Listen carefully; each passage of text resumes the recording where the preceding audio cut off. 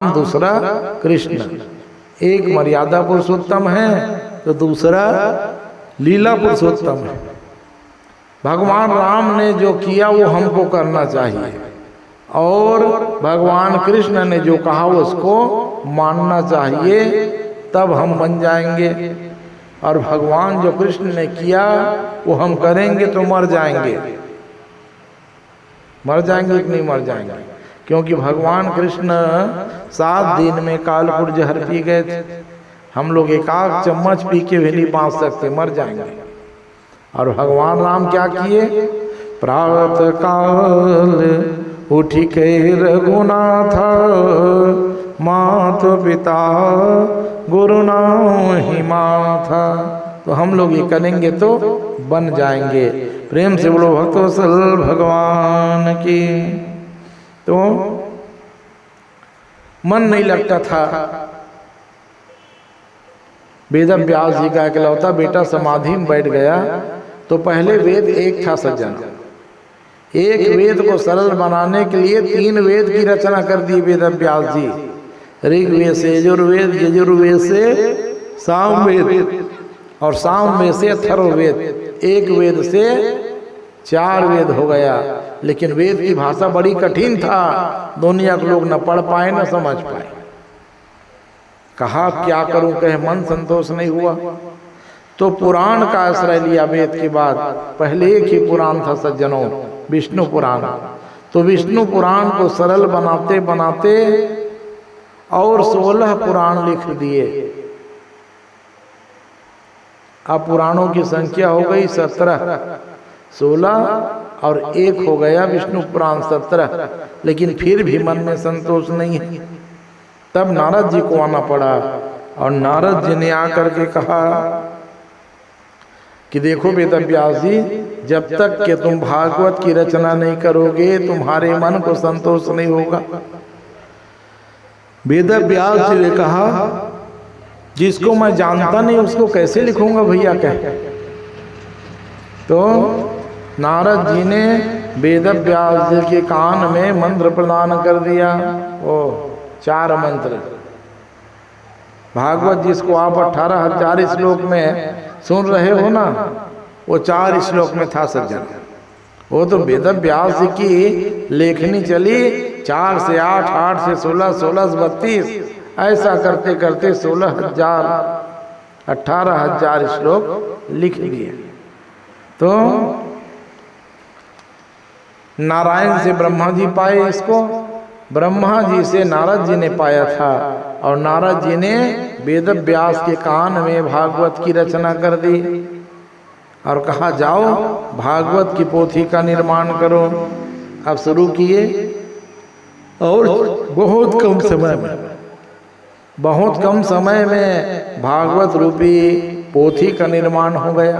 18,000 श्लोक, 335 अध्याय और 12 स्कंद में पूरा भागवत तो तैयार हो गया। लेकिन न कोई पढ़ने के लिए आता था न कोई सुनने के लिए आया था। तो बताओ, कोई भी कवि सुंदर कविता लिखेगा और दुनिया के लोग उसको न पढ़ेंगे न सुनेंगे तो कवि का मन कैसे लगेगा? तो वैसे ही बड़े दुखी हैं। अब क्या होगा मेरे भागवत लिखने का? इतना मेहनत कर करके मैंने भागवत लिखा लेकिन न कोई पढ़ने आ रहा है न कोई सुनने आ रहा है। वेद व्यास जी रोने लग गए। उसी समय आकाशवाणी हुई, हे पराशर नंदन वेद व्यास जी, ये भागवत कथा को सुनने का पहला अधिकारी तुम्हारा बेटा ही है। वो गदगद हो गए। देख, भागवत लिखने का सौभाग्य मुझे मिला और पहले पढ़ने का अधिकारी मेरा बेटा है कह गदगद हो गया। लेकिन थोड़े ही क्षण बाद रोने लग गए वेद व्यास जी। बेटा घर में रहता तो बुला के पढ़ा लेता लिखा लेता, लेकिन बेटा तो जन्म लेते ही समाधि में बैठा है कह। और भागवत की कथा मैं बुला के सुनाऊंगा तो कथा का अपमान होगा। सज्जनों ध्यान देना। नहीं तो भाई एक बाप अपने बेटा बुला सकता था कि नहीं बुला सकता था? चल बेटा समाधि छोड़ अब भागवत की कथा सुन ले कह। लेकिन नहीं, ये मर्यादा का उल्लंघन होता सज्जन। और आजकल हद हो गई है। आज ब्राह्मण देवता ही गली गली घूम के बुला रहे हैं जजमान को, आना भैया भागवत कथा करा लेके। हैं, हद हो गई कि नहीं? नहीं तो अपने बेटे को बुला के कथा सुनाने में कोई अपराध था क्या? नहीं था। लेकिन फिर भी कहे नहीं कहे, जब तो कोई श्रद्धा पूर्वक नहीं आएगा मेरे पास तो मैं भागवत की कथा नहीं सुना सकता, चाहे वो सैकड़ों साल रखे रह जाए भागवत के। तब इनके मन में एक बात आया कि मैं बुलाने तो नहीं जाऊंगा कह, लेकिन भगवान की कथा में वो शक्ति है, वो भक्तों को खींच के ले आता है। क्योंकि कृष्ण का नाम ही आकर्षण है सज्जन। देखो इतने गर्मी के समय में भी आप इतने लोग आके बैठ गए। आप सबको कोई मिठाई देने के लिए भी बुलाता ना तो आप लोग नहीं आते, और छोड़ न कहे मिठाई तो रोज खाता। लेकिन जैसे ही पता चला कि गांव में कथा हो रही भैया चल के, तो इतने लोग आके बैठ गए। तो ये क्या है?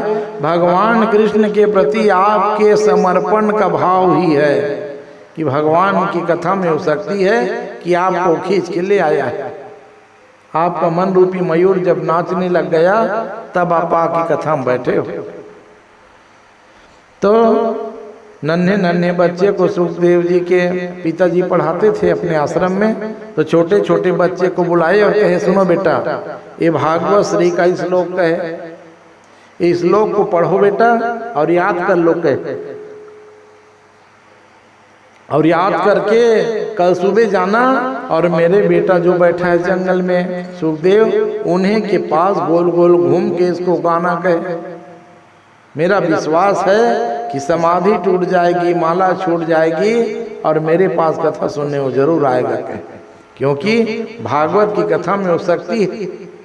तो 10-12 बच्चे छोटे छोटे सुंदर भागवत श्री के श्लोक को याद कर लिए। कौन सा श्लोक था? भगवान कितने सुंदर हैं, भगवान की सुंदरता का वर्णन श्लोक में है। बरहापीडं नटवर वपो कर्णयो कर्णिकारं बिभ्रद्वास कनक कपि संवेजयन्तीं च मालां रन्ध्रान्वेणोरधर सुदया पूरयन् गोपवृन्दैर्बृन्दारण्यं स्वपदरमणं प्राविशद्गीतकीर्ति। ओ जैसे ही मंत्र को सुनाए ना, माला हाथ में चल रही थी, हाथ रुक गई, माला चलना बंद हो गया। कहे ओ भगवान इतने सुंदर हैं कहे, जब ये सुंदर हैं तो और सुन लो क्या करते हैं कहे। अब ये बच्चे लोग एक ही श्लोक तो पढ़ के गए थे, यही श्लोक बोल के चुप हो गए, आंख खुल गई। फिर सोचे अरे भगवान है, सुंदर है, तो कौन सी बड़ी बात है कहे, मैं कहाँ सुंदर तक चक्कर में पड़ गया कहे, मैं तो ठहरा साधु सन्यासी, मुझे कोई सुंदर रहे इससे क्या लेना देना। फिर माला जो गिर गई थी उठा के फिर से माला जपने लग गए। दौड़ते हुए आए छोटे छोटे बच्चे, अपने गुरुजी को कहे गुरुजी हम लोग ये मंत्र सुनाए ना, तो 2 घड़ी के लिए उनका माला छूट गया कहे, समाधि टूट गई, लेकिन फिर से समाधि में लग गए। तुरंत जान गए वेद व्यास जी, कोई भी भक्त भगवान के सुंदरता से प्रभावित नहीं हो सकता, लेकिन भगवान के करुणा से जरूर द्रवित हो जाएगा। तो दूसरा श्लोक फिर से याद कराया। कौन सा श्लोक जानते हो? पूतना चरित्र का ये श्लोक है सज्जन, कि भगवान कितने करुणा के सागर हैं। बताओ कोई डंडा लेके आपको मारने के लिए आएगा तो तुम आप क्या करोगे?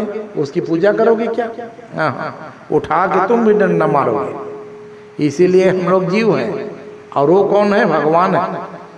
पूतना ही थी दूध में जहर लगा के भगवान को मारने के लिए, लेकिन भगवान ने उनको कौन से भाषा से संबोधित किया? मौसी माँ, माँ के समान ही जो होती है वो मौसी होती है। कहा वो मौसी माँ, और माँ बस नहीं कहे, जो स्थान देवकी यशोदा और रोहिणी को मिला था वो स्थान के अधिकारी पूतना को पहले मातृलोक प्रदान कर दिए भगवान। अहो वकीयम स्तनकालकोटं जिघांसयापादयदप्यसाध्वी लेवे गतिं दातृजितां ततोऽन्यं कं वा दयालु शरणं व्रजेम। देखो तो पूतना को मारने के लिए आई हुई भगवान को, पूतना को मातृलोक प्रदान कर दिए। ये श्लोक सुने ना, अरे और सुनाओ बेटा, कहे भगवान इतने दयालु हैं रे, मारने के लिए आई हुई पूतना को मातृलोक प्रदान कर दिए। छोटे छोटे बच्चा कहे इतना ही आता है, कहे और सुनना चाहते हो महाराज तो ये तो 2 श्लोक सुने हो, कहे 18,000 श्लोक है भागवत श्री के। कहाँ मिलेगा बेटा, कहे उसके लिए जाना पड़ेगा चलना भैया, कहे माला छोड़े और बच्चे के पीछे पीछे दौड़ते हुए कहे कहाँ ले जा रहे हो बेटा, कहे हमारे गुरुजी वेद व्यास जी के आश्रम में। कहा वो तो मेरे पिता है, कहे आए पिताजी के चरणों में प्रणाम किए हैं। और संक्षिप्त प्रश्न, पिताजी मुझे भागवत की कथा सुनाइए। इधर उधर की बातचीत नहीं हो रही है, क्या खाए क्या पिए कैसे रहे, नहीं। लेकिन यहाँ भी समस्या आ गई सज्जन। देखो भागवत की कथा मर्यादित कथा है, मर्यादा की कथा है। लेकिन सुखदेव जी महाराज 16 वर्ष के हो गए, 12 में छोड़ के गए थे। 4 साल बाद की बात है, 16 साल की, और नंग धड़ंग घूमते थे। तो देखो भागवत की कथा नंग धड़ंग अवस्था में ना कोई कह सकता ना कोई सुन सकता है, मर्यादा है। तो सुखदेव जी महाराज को वेद व्यास जी ने कहा बेटा भागवत की कथा सुनने का अधिकारी तुम नहीं हो, कब बनूंगा? तो कहे बेटा मर्यादित जीवन जीना पड़ेगा। कैसे मर्यादित जीवन? कपड़ा पहनना पड़ेगा। कि कपड़ा तो नहीं पहनूंगा पिताजी के। हाँ तो केले की छिलका, केला पेड़ की छिलका को काट के लंगोटी बना करके बैठ गए। अब हो गए ना, कहे हाँ बेटा। कहे ऐसी समाधि लगाए दोनों पिता पुत्र। 7 दिन तक के ना सुखदेव जी उठे ना 7 दिन तक के वेद व्यास जी 7 दिन और 7 रात तक के भागवत की पोथी को हृदय में उतार लिया सुखदेव जी ने। 7 दिन में कथा पूरी हो गई, पिता के चरणों में प्रणाम किए और फिर से आके समाधि में बैठ गए। ये सुखदेव जी महाराज। अब भागवत की रचना हो गई। उसी समय राजर्षि परीक्षित को श्राप मिला। क्या श्राप मिला? कि 7 दिन में तक्षक के काटने से अकाल मृत्यु हो जाएगी। जब श्राप लगा राजा परीक्षित को, कोई निर्णय नहीं कर पाया 7 दिन में मुक्ति कैसे मिले। समस्या आ गई कि परीक्षित जैसे राजा मरने का अधिकार नहीं हो सकता। उसी समय समाधि पूरी हुई सुखदेव जी की। कहे मैं भी चलूं परीक्षित की सभा में, कहे क्योंकि 10,000 साधु महात्मा वहाँ विद्यमान थे। ऐसे राजा परीक्षित जिसके अकाल मृत्यु की सूचना को सुन करके 10,000 साधु महात्मा इकट्ठा हो गए थे, लेकिन निर्णय नहीं कर पा रहे थे कि मुक्ति कैसे मिले। जो भी आता था एक ही प्रश्न करता था कि मुक्ति कैसे मिले। सुखदेव जी महाराज परीक्षित की सभा में पधारे। सुखदेव जी ने चरण को रखा, चरणों में गिर करके सुंदर आसन में बैठाए हैं सुखदेव जी को राजा परीक्षित। और ऐसी भागवत की कथा सुनाई कि 7वें दिन स्वर्ग से विमान आया और उस विमान में वैकुंठ को प्रस्थान करके परीक्षित जी महाराज। प्रेम से बोलो भक्तवत्सल भगवान की। तुरंत प्रश्न किए सौनकादिक महात्मा लोग, महाराज ये परीक्षित कहाँ से आ गया? कहे ये है कौन परीक्षित? कहे सूत जी ने कहा जब तक परीक्षित नहीं होगा तब तक भागवत की कथा कैसे शुरू होगी? कहे अभी भूमिका बांधा जा रहा है भागवत का। सुखदेव जी महाराज का जन्म हो गया है, लेकिन परीक्षित का जब तक जन्म नहीं होगा तब तक भागवत की कथा कौन सुनाएगा? तो परीक्षित कौन है महाराज? और 7 दिन में ही मरने का श्राप क्यों मिला? क्या कारण है? कहे तब सूत जी ने कहा कि हे सौनकादिक ऋषियों, परीक्षित के जन्म की कथा सुनाना मैं आवश्यक नहीं समझता था, लेकिन अब सुनाऊंगा। कह क्यों? क्योंकि परीक्षित की कथा से ही भगवान की कथा का उदय होता है, इसलिए सुनाऊंगा। क्योंकि जो मनुष्य की कथा परमात्मा से संबंध जोड़ ले, या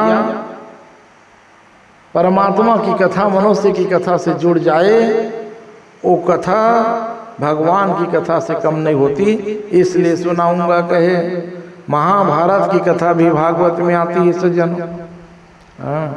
इसीलिए पुराण तिलक कहा गया है। जो अभी ये कथा सुन रहे हो ना, महाभारत की कथा है। सूत जी बताने लग गए कि कौरव पांडव में भयंकर युद्ध हुआ, जिस युद्ध का नाम महाभारत रखा गया। अब महाभारत का जो युद्ध हुआ उसको लिख दिया गया, ना भूतो न भविष्यति। ऐसा युद्ध न कभी हुआ और न कभी होगा। तो महाभारत का जो युद्ध हुआ कौरव पांडव के बीच में, 11 क्षौणी सेना के साथ कौरव लोग खड़े थे और 7 क्षौणी सेना पांडव के पक्ष में। कौरव पांडव का युद्ध चल रहा था, सभी कौरव मारे गए थे। एक बचा था दुर्योधन, उसकी भी जंघा टूट गई थी। एक एक क्षण गिन रहा था कब मौत आ जाए। उसी समय ऐसी स्थिति बनी हुई है। गुरुपुत्र अश्वत्थामा आए। अश्वत्थामा ने कहा, मित्र ये दुर्गति तुम्हारी किसने की है? कह क्या बताओ भैया, बहुत देर कर दी आने मितान के। अरे मैं होता ना तो 5 पांडव के सिर काट देता मित्र, और तुमको विजय श्री का तिलक लगा देता। दुर्योधन ने कहा, बड़े बड़े आए और चले गए। कह अब क्या कर सकते हो, उसको बताओ। जो होना था वो हो गया। दुर्योधन ने कहा, अश्वत्थामा ने कहा, बताओ मित्र तुम क्या चाहते हो? तो वाह रे दुर्योधन, इतना सब कुछ नाश होने के बाद भी क्या कहता है, यदि देना चाहते हो ना मितान तो एक ही काम कर देते। अरे 5 पांडव हैं, कहे एक आध पांडव के सिर को काट के मुझे दिखा देते ना, तो मैं अपने 99 भाई की मरने की बात भूल जाऊंगा। कहे ये ईर्ष्या है सज्जन। ईर्ष्या का मतलब क्या होता है? मेरा एक आंख भले फूट जाए महाराज, लेकिन पड़ोसी का दोनों आंख फूटना चाहिए। ले बता क्या मिलेगा भैया? अरे ठीक है महाराज, मेरा एक आंख फूट जाएगा, दूसरे आंख से दुनिया देख लूंगा, लेकिन पड़ोसी तो अंधेरा हो जाएगा ना, वो तो दुनिया नहीं देख पाएगा। अपने बिगाड़ करके पड़ोसी का ज्यादा बिगाड़ सोचना, ये ईर्ष्या का लक्षण है। और ईर्ष्या रूपी जहर जब मनुष्य के हृदय में आता है तो पूरा चरित्र ही प्रदूषित हो जाता है। अश्वत्थामा ने कहा, ये काम तो मैं एक रात में कर दूंगा मित्र के। एक पांडव कहते हो, 5 पांडव के सिर काट के तुम्हारे चरणों में चढ़ा दूंगा। कह यही सच्ची मितानी होगी। कह विश्वास तो नहीं था दुर्योधन को, लेकिन कह जा, डूबते हुए को तिनका का सहारा हो जाता है कभी कभी। जा मित्र, मैं मौत से लड़ूंगा, मरूंगा नहीं। कहे जब तक 5 पांडव के सिर को छू के नहीं देख लूं। रात्रि में समय का फायदा उठा करके पांडवों के शिविर में प्रवेश किया अश्वत्थामा। लेकिन विचार कीजिए, जिनके रक्षा भगवान कृष्ण हो, पांडव को कोई मार सकता है? भगवान जान गए कि अश्वत्थामा आ रहा है, और 5 पांडव को बचाने का मैंने वचन दिया है कुंती बुआ को। कह तो जिस शिविर में पांडव लोग सो रहे थे, भगवान कन्हैया चुपके से केवल 5 पांडव को उठाए। देखो ध्यान देना, द्रौपदी भी सोई हुई थी, उसको नहीं उठाए भगवान। द्रौपदी के 5 बेटा भी सोए हुए थे, उनको भी नहीं उठाए। क्यों नहीं उठाए? क्योंकि भगवान जानते थे कि पांडवों के 5 पुत्रों की मृत्यु अश्वत्थामा के हाथ में लिखी है, तो मृत्यु को टालना कोई समस्या का समाधान नहीं हो सकता। मैंने वचन दिया है 5 पांडव की रक्षा करूंगा। कह 5 पांडव को उठाए, चलाओ भैया कह दूसरे शिविर में ले जाके सुला दिए। और द्रौपदी के बगल में 5 पुत्र दुपट्टा तान के सोए थे। तो जल्दी जल्दी आया, रात के अंधेरा, द्रौपदी को सोए हुए देख के कहे अरे द्रौपदी सोई है, बगल में सोया है वो 5 पांडव है, समझ गए। लेकिन ऐसा नहीं, पति की बगल में पत्नी सोती है ऐसा बस थोड़ी, पत्नी के पास बेटा भी सो सकता है माँ समझ के। ये बात बोल गया क्यों? क्योंकि ईर्ष्या लेके आया है ना। अरे दुपट्टा खोल के देख तो लेना चाहिए, लेकिन नहीं, वो तो तलवार लिए चल जल्दी 5 सिर काटो, चुप के बैठा और बिना बातचीत किए 1 2 3 4 5 निरपराध पांडव के पुत्रों की हत्या कर दी। और हत्या बस नहीं किए, 5 पांडव के सिर को पकड़ के दौड़ लगा दिए। मित्र दुर्योधन, मित्र दुर्योधन। दुर्योधन ने कहा भीतराद बाकी है क्या? मैंने तुम्हारा काम कर दिया। मित्र कहे जंघा टूट गई है, फिर से वो उड़ के बैठ गए। हाँ, और घिसलते घिसलते दरवाजा तक आ गए। आमितान आमितान के रणभूमि में रात्रि का अंधेरा, 5 पांडव पुत्र के सिर को हाथ में रख के धड़ाम से पटका सामने में। एले मितान के एक पांडव की बात करते थे, 5 पांडव का सिर काट के ले आया हूं। कह देख ले, कह कैसे देखूंगा मित्र, अंधेला है। कह हाँ, लेकिन मैं हाथ लगा के जान लूंगा मेरे शत्रु को, मैं अच्छी से पहचानता हूं। मेरे पास लाओ। कह जैसे ही पास ला के रखा, दुर्योधन ने हाथ उठा के जैसे ही सिर में रखा, दुर्योधन के मुंह से हाय निकल गया। हाय मित्र, ये तुमने क्या किया? ये पांडव के सिर नहीं हो सकते, बचपना से उनके साथ मैं रहा हूँ। ये तो कोई सुकुमार राजकुमार के सिर मालूम होते हैं। कि तुम किसको मार के ले आए? ये पांडव के सिर नहीं हो सकते। अश्वत्थामा ने कहा पांडव के शिविर में द्रौपदी के बगल में कौन सो सकता है? 5 पांडव के ही सिर काट के लाया हूँ, ठीक से दिखाओ। मित्र कहे तो अश्वत्थामा के मस्तक में मणि लगी रही थी। वो मणि की ओर नीचे करके मणि के प्रकाश में जब देखा तो 5 पांडव के पुत्र का शीश, उसको देखते ही दुर्योधन के मुंह से हाय निकला। हाय हाय हाय, हे मित्र, मैंने तो पांडव को मारने की बात कही थी, आज तो तुमने मेरे पूरे वंश को निर्वंशी बना दिया। कह अब कौरव पांडव के वंश में कोई पानी देने वाला तक नहीं बचा है। ओ हाय हाय कहा और दुर्योधन वही प्राण त्याग दिया। ये तो रात की घटना हो गई। अब विचार कीजिए द्रौपदी के ऊपर क्या बीती होगी। जैसे ही सुबह सो के उठी, बगल में 5 पुत्र के सिर गायब। रोने लग गई द्रौपदी। द्रौपदी के रोने की बात सुन के सब राजा, सैनिक, महाराजा सब इकट्ठा हुए। देखो शोक सभा चल रही है, 5-5 बेटे का सिर कटा हुआ है, लेकिन भगवान का नहीं, अभी मुस्कुरा रहे हैं। वाह! भीमसेन जब देखे ना, आग बबूला हो गए। एक कन्हैया, यहाँ 5-5 बेटा हमारा मरा पड़ा है कहे, और जब देखो तुम हंसी करते हो, मुस्कुराते हो। भगवान की हंसी में भी बहुत रहस्य छिपा है। भगवान ने बताना चाहते हैं दुनिया वाले को, अरे दुनिया वाले, मरना और जीना तो लगे रहेगा। कहे और जो मुस्कुराना जान गया ना, वो जिंदगी जीना जान गया। कहे तब भगवान ने कहा भीमसेन को, भीमसेन, यदि मेरे रोने से तुम्हारे 5 बेटा जीवित हो जाएंगे भैया, तो मैं भी सिर पकड़ के जोर जोर से रोऊंगा। बताओ जी जाएंगे क्या? क्या जो मर गए वो कैसे जीवित हो जाएंगे? हाँ, तो जो मर गए उनके लिए मैं क्यों रोऊंगा? कहे भीमसेन ने कहा कि बेटा तो मेरा मरा है ना। हंस लो कन्हैया।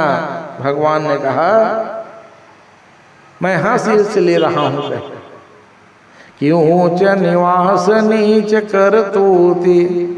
देखो एक तो गुरु का बेटा है, और मैं जानता हूं कि हत्या किसने की है।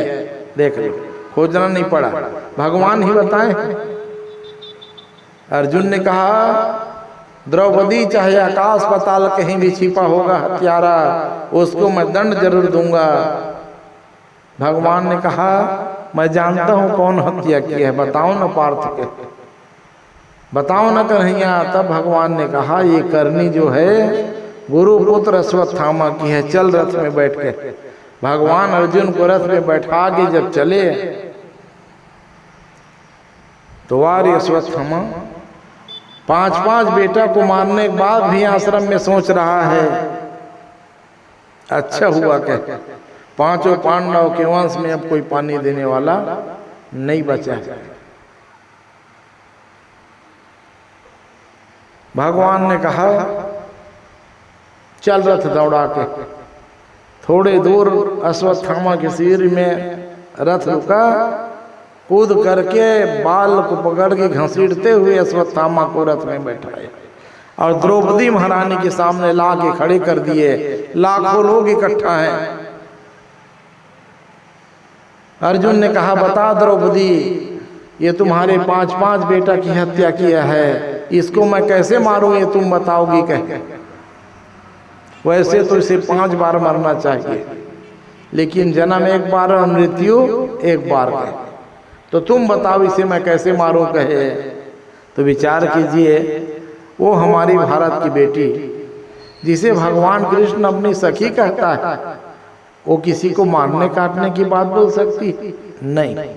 द्रौपदी क्या कहती है, मोच्यताम में से ब्राह्मणों नितराम गुरु। छोड़ दो कन्हैया, एक तो ये जाति का ब्राह्मण है, दूसरा में गुरु का इकलौता बेटा है, और अभी अभी गुरु की हत्या हुई है, मारा गया युद्ध में। हमारी गुरु माता भी विधवा है, वो दुख को भी नहीं भूल पाई है पति के खोने का, और इसको तुम मार दोगे तो दूसरा दुख मेरी माँ नहीं सहन कर पाएगी। और अर्जुन की ओर देख के कहती है द्रौपदी, अरे पार्थ तुम इतने निर्दयी कैसे हो गए, इतने स्वार्थी कैसे हो गए कि जो गुरु ने ज्ञान अपने बेटा को नहीं दिया क्या, जो ज्ञान अपने बेटा को नहीं दिए वो ज्ञान तुमको दिया है अर्जुन के। और एक छोटे से गलती कह देखो, 5-5 बेटा की हत्या को क्या कहता है, एक छोटे से गलती के लिए गुरु पुत्र को मारना अपराध होगा, तो क्या करूं। तो कहा छोड़ दीजिए। मोच्यताम में स ब्राह्मणाम नितरम गुरु, छोड़ दीजिए कहा। अर्जुन ने कहा लगता है द्रौपदी के मन में करुणा आ गई कहे, और ये रणभूमि है कहे, रणभूमि में करुणा का कोई स्थान नहीं होता। सठम साठम समाचरे, जो जैसा करे उसके साथ वैसा व्यवहार कर दो कहे। तो सामने खड़े हुए थे युधिष्ठिर भैया। युधिष्ठिर से अर्जुन ने पूछा बताओ भैया मैं क्या करूं। युधिष्ठिर महाराज कहे जो धर्म कहता है भैया वैसे दंड दे दो कहे। हाँ, विपरीत परिस्थिति में भी आजकल के कोई बाप होता कहे सिर काट देना, अर्जुन कह देता। लेकिन धर्मराज ने कहा अर्जुन धर्म जैसा कह के सुन मझले भैया। रामायण में भी आप यही बात पढ़ते हो। भागवत में क्या लिखा, ब्रह्म बंधुर्न हंतव्यम आतताई वधारण। ब्राह्मण चाहे जैसा भी हो उसको मारना नहीं कहे, और बच्चों को हत्या करने वाला बालक का हत्यारा उसको छोड़ना भी नहीं चाहिए। तो मारने को ही मारना नहीं कहते मझले भैया कहे। जो अपने से पूज्य जन होते हैं उनको अपमानित कर देना ही मृत्यु के बराबर दंड होगा कहे। और ये तो जाति का ब्राह्मण है, गुरु का बेटा है, बुलाओ कहे। और इसके सिर के आधा दाढ़ी और आधा मूछ जो है मुंडन कर दो और धक्का दे के शिविर से निकाल दो कहे। ब्राह्मण का यही सबसे बड़ा वध होगा कहे, क्योंकि सम्मान से जीता है और सम्मान से ब्राह्मण मर जाता है। और यदि उसको अपमानित कर दो ना, गलती करे, तो उसी में उसकी मृत्यु हो जाती है कहे। भीमसेन जबरदस्ती पकड़ा, आधा दाढ़ी और आधा मूछ को मुंडन किया और मार के धक्का, जा रे गुरुपुत्र हम तुमको छोड़ दिए कहे। कितना सुंदर न्याय भगवान ने बताया। लेकिन वाह रे अश्वत्थामा, शुक्रगुजार होना चाहिए कि नहीं होना चाहिए पांडवों का, कि 5-5 बेटा को मारने के बाद भी प्राण बचा के छोड़ दिए। लेकिन इसका मन नहीं भरा, कहा अरे रुक जा रे पांडव लोग, 5 बेटा तुम्हारा कल मारा था, अब मैं सोचूंगा कौन बचा है तुम्हारे परिवार में, पानी देने वाला कोई मत बचे तुम्हारे परिवार में। ऐसा सोचते सोचते गया और अपने मंडप में जा कर के बैठा आश्रम में और विचार किया, कहा अब एक ही बचा है। कह कौन? वीर अभिमन्यु का बेटा कह। उत्तरा के गर्भ में 3 महीने का था जब अभिमन्यु मारा गया था। चक्रव्यूह में घेर के मारे थे अभिमन्यु को।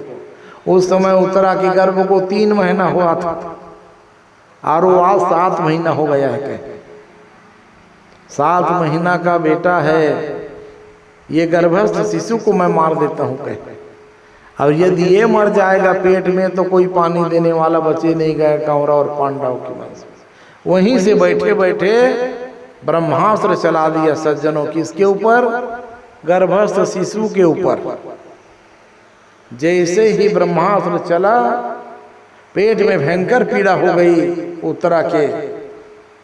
दौड़ते हुए कुंती गई, बड़े बड़े वैद्य लोग नहीं जान पाए क्या हुआ है।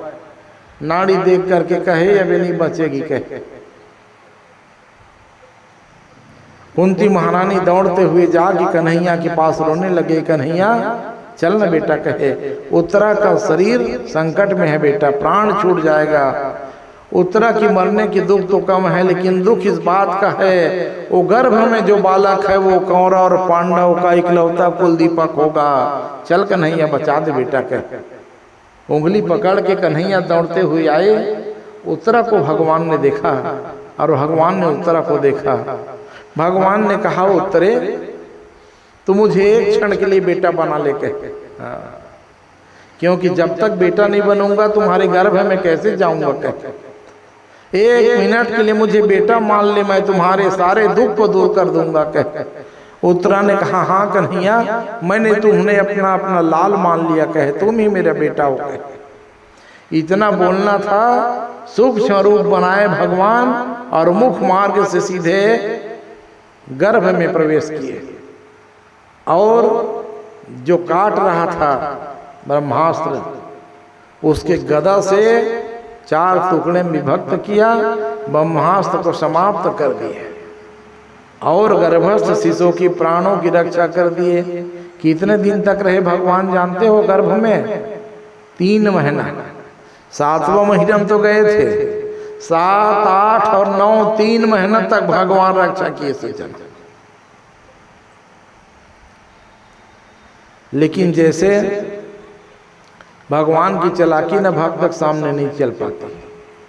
कुंती खड़ी है, कुंती देख रही, कहा वारे कन्हैया, जिसको मैं अपना बेटा मानती हूँ वो तो दुनिया का पाप निकला। कह एक रूप में मेरे सामने बेटा बन के खड़ा है और दूसरे रूप में जा करके मेरी बहू के पेट में मेरे नाती की रक्षा कर दिया। कह आज मैं जान गई कहे कि ये जो कन्हैया है वो कोई मेरा लाल न हो के ये साक्षात भगवान है। कह सारी सभा सब लोग खड़े हैं, कोई नहीं जान पाया ये घटना। कुंती जान गई। कुंती दौड़ते हुए जाके भगवान के चरणों में गिर के रोने लग गई, क्षमा करना बेटा, क्षमा करना बेटा। भगवान ने कहा बुआ आज उल्टी गंगा बहाती हो। कहे तुम मेरी फुफुदाई हो। कहे और फुफुदाई जो होता है फुफुदाई जो होती है वो अपने भतीजा से खूब प्रेम करता है। आशीर्वाद मुझे मिलना था, तुम तो मुझे प्रणाम करने लगे। आज मैं जान गई बेटा कहे कि जगत के पिता तो तुम ही हो कन्हैया। एक विधवा नारी आपसे झोली फैला के मांगने लगी। आज मैं तुमसे एक वरदान चाहती हूँ बेटा। कह भगवान ने कहा अच्छा क्यों वरदान बुआ?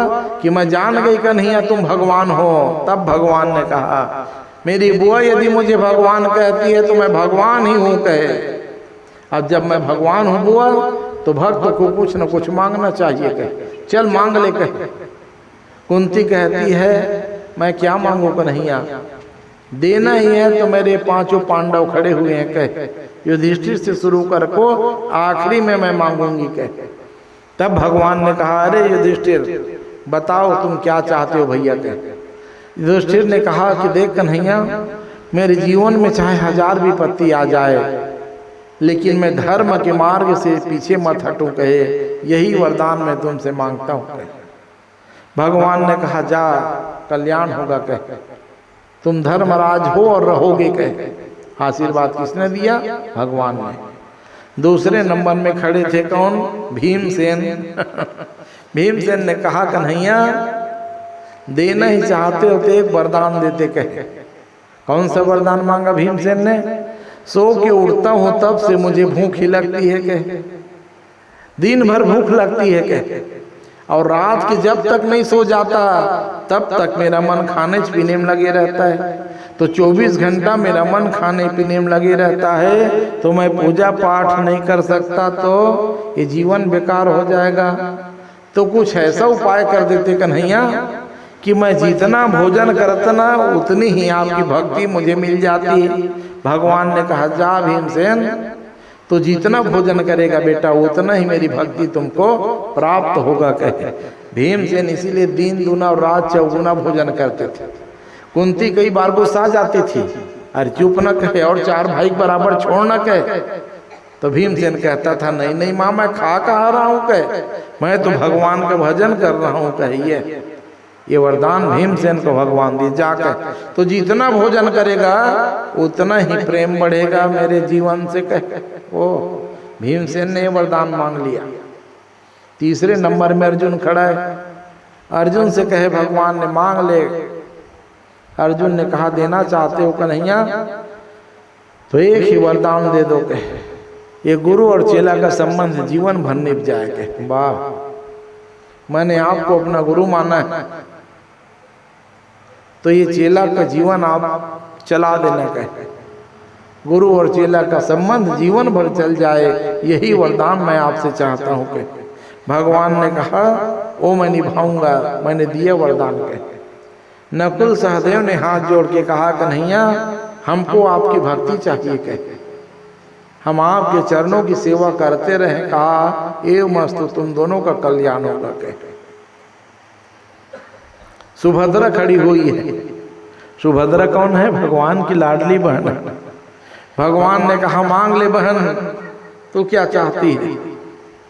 तो सुभद्रा बड़ी सुंदर बात कही है। देख कन्हैया, देना चाहते हो ना तो एक ही वरदान दे दो भाई कहे।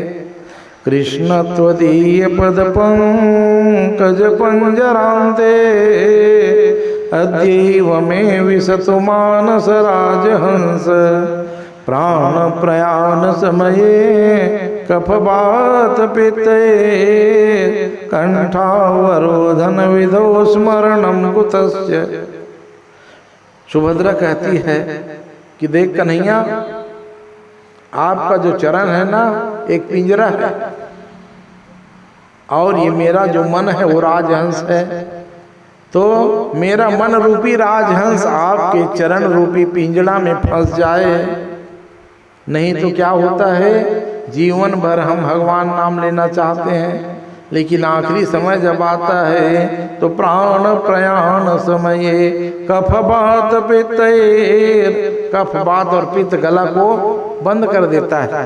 तो आपका याद नहीं आता, तो इसलिए आपका याद मुझे जीवन भर बना रहे, ये वरदान मैं आपसे चाहती हूँ। भगवान ने कहा, जा बहन, मेरी भक्ति तुम्हें मैं प्राप्त करा दिया कहे, जा तुम्हारा भी कल्याण होगा। उसके बाद खड़ी है द्रौपदी महारानी। द्रौपदी देख के मुस्कुरा रही, कहे कन्हैया देना ही चाहते हो तो एक ही वरदान दे देते कहे। कौन सा वरदान? मांग लेना कहे। आपने मुझे सखी कहा है और मैं आपको सखा कहती हूँ कहे। सखी और सखा का ये जो बंधन है उसको चला लेना कहे। सखी और सखा का जो रिश्ता है उसको निभा देना कन्हैया। भगवान ने कह दिया था, जा बहन कहे, जब भी तुम्हें मेरी आवश्यकता होगी दोनों हाथ ऊपर करके पुकार लेना कहे, मैं वहीं आ जाऊंगा कहे। और वही हुआ। दुशासन जब चीरहरण कर रहा था, जैसे हाथ उठा के हे कृष्ण द्वारिका वासिन भगवान कपड़े के रूप में प्रकट हो गए थे। सब ने कुछ न कुछ मांगा। अब आखिरी में खड़ी हुई है कौन? कुंती महारानी। तब भगवान ने कहा कि बुआ अब मांग ले, तो क्या मांगना चाहती है? क्या सोच समझ के मांगना, अब ये समय दोबारा मिलने वाला नहीं है। क्या कुंती बड़े प्रेम से मुस्कुराई और कहती है लाला मांगते तो वो है बेटा जिसके पास कुछ नहीं होता। कह और मुझे तो बिना मांगे सब कुछ मिल गया है। कह 5 बेटा की मैं माँ हूँ। कह और साक्षात अखिल ब्रह्मांड नायक भगवान वो मेरा भाई का बेटा है। तो मुझे 5 नहीं 6 बेटा तो मिला हुआ है, और क्या मांगूंगी? कह नहीं बुआ, तुम्हारे कारण तो आज मैं भगवान बना हूं। और मैं जानता हूं कहे तुमने दुख के सिवा जीवन में कुछ पाया नहीं है। कह मांग ले। कह कुंती कहती है देना ही चाहते हो कन्हैया तो एक ही वरदान दे दो बेटा, कि मेरे जीवन से एक दुख समाप्त न हो पाए, दूसरा दुख मेरे सिर में आके बैठ जाए। विपत्ति का वरदान मैं आपसे मांगती हूँ। पूरी सभा में सन्नाटा छा गया। कैसे पगली है रे कुंती? के भगवान से मांगना चाहिए तो ये दुख मांगती है। भगवान ने कहा बुआ दुख भी कोई मांगने की चीज है। तब कुंती ने बड़ी सुंदर बात कही है सज्जनों, कि सुख के माथे सिल पड़े जो हर हृदय से जाय, बलिहारी वा दुख की जो पल पल नाम जपाए। कहा बेटा ऐसे विपत्ति को तो मैं अपने सिर में धारण करना चाहती हूँ। सही मायने में कन्हैया भगवान को नाम को भूल जाना दुनिया की सबसे बड़ी विपत्ति है बेटा। जो भगवान के नाम को भूल गया जीवन में, उससे ज़्यादा भागा कोई हो नहीं सकता।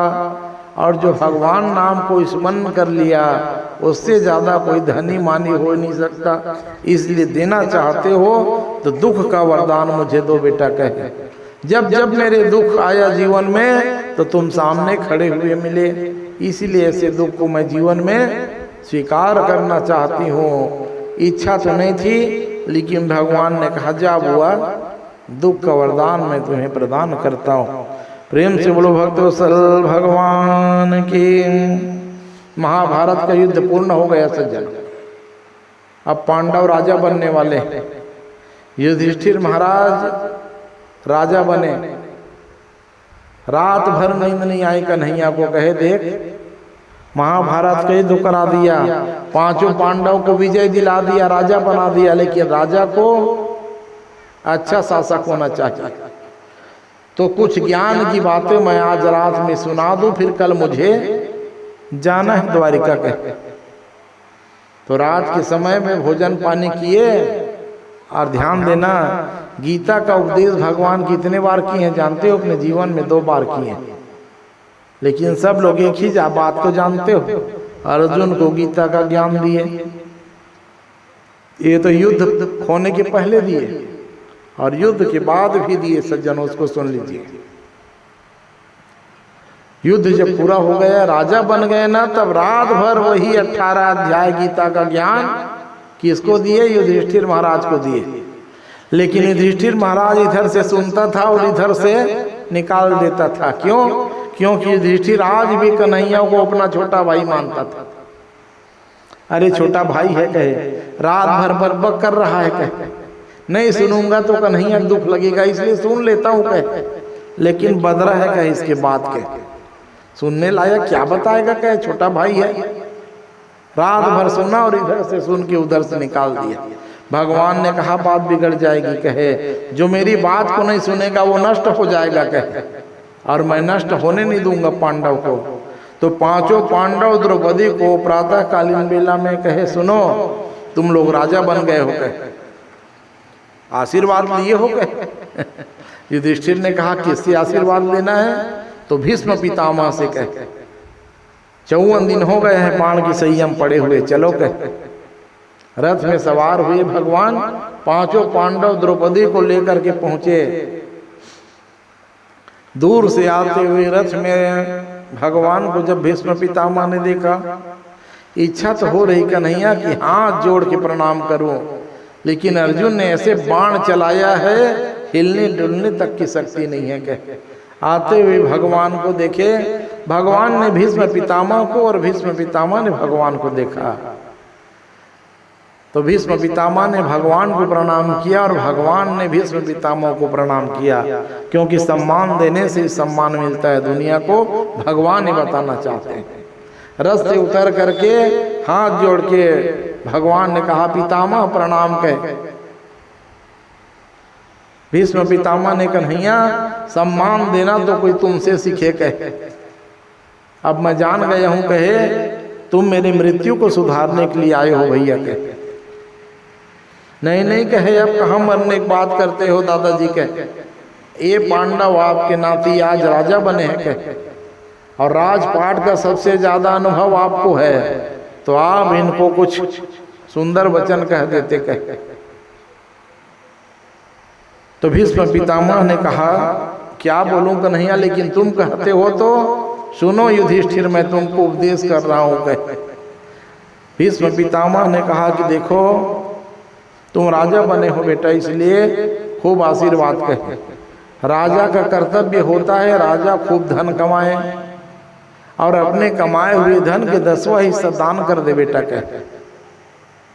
ठीक है बाबा जी कहे, खूब धन कमाना और धन कमाने के बाद 10वां हिस्सा दान में कर देना। कहीं पानी की व्यवस्था नहीं हो तो वहाँ पानी की व्यवस्था करना बेटा। किसी के पास कपड़ा नहीं है तो कपड़ा का दान कर देना। यदि गरीबी है तो अन्न दान कर देना। गरीब कन्या की बेटी है उसका बिहाव कर देना। ये 10 प्रकार के दान की बात बताए और उसके बाद कहे कि तन पवित्र सेवा किए, कि देखो बेटा युधिष्ठिर, ये शरीर शुद्ध कब होता है जब हम सेवा करते हैं। किसकी सेवा करते हैं? माता की, पिता की, गुरु की, संत की, महात्मा की, गौ माता की सेवा करते हैं, तभी शरीर पवित्र होता है। तन पवित्र सेवा किए, धन पवित्र कर दान, और दान देते हैं तो केवल धन की पवित्रता होती है।